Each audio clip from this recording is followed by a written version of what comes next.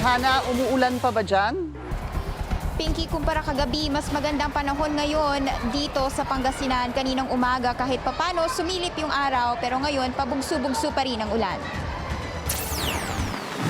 Kanya-kanyang diskarte ang mga residenteng ito ng Barangay Libsong East sa Lingayen sa pagharap sa sama ng panahon. Matapos ang daluyong ng Bagyong Christine, ang baha sa kalsadang ito halos lagpas tuhod na ang taas. Bago pa man dumating ang rescue teams, naghukay ng mga residenteng ito ng pathway mula sa kalsada papunta sa dagat para doon na umagos ang tubig.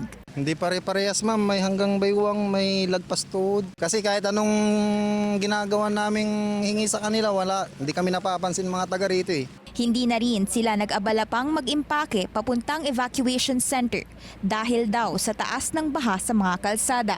May mga residente ring nangingisda sa dagat sa kabila ng masamang lagay ng panahon. Ilang kalsada mula sa coastline, bahagyang binaha gaya ng runway ng Lingayen Airport matapos ang tuloy-tuloy na malakas na ulan magdamag. Pinakamaraming residente ang nagtungo dito sa Narciso Ramos Gym. Natutuwa si Shane sa pag-aasikaso sa kanila ng LGU dito sa evacuation center.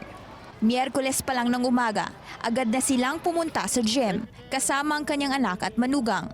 Mahigit 3 beses daw silang binibigyan ng pagkain ng mga staff at may kasama pang hygiene kit. Mas ito po yung the worst, ma'am. Kasi nung nakaraang bagyo po, hindi po kami napasukan ng baha.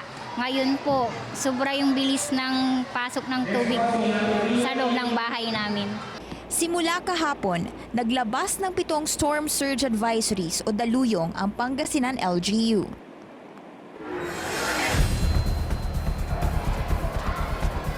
Pinky, sa buong Pangasinan, Lingayen ang may pinakamaraming evacuees na umabot sa 6,730 mula yan sa iba't ibang mga barangay. Dito sa Narciso Gym, lagpas 750 ang mga individual. Pinky.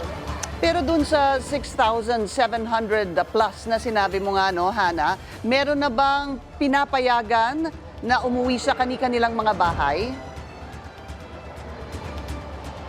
Oh, actually, Pinky, pwede naman na rin silang umuwi no anytime. Pero ngayon, mas matindi yung abiso ng LGU na wag muna dahil nga meron pa rin mga kalsada na baha pa rin at karamihan doon sa mga daan papunta sa residential areas hindi madaanan. At syempre, yung mga nandito rin sa Narciso Gym, pinipili rin nila na wag munang umuwi dahil nga daw delikado pa rin. At syempre dito kasi may mga pagkain at meron din namang pangangalaga, maayos yung pangangalaga ng LGU sa kanila. Pinky. Yun ang magandang narinig natin kanina doon sa iyong na-interview, Hana, na kahit papano ay masaya naman sila or okay sila dyan sa Narciso Gym. Maraming salamat sa iyo, Hana Tia, live mula sa Lingayen.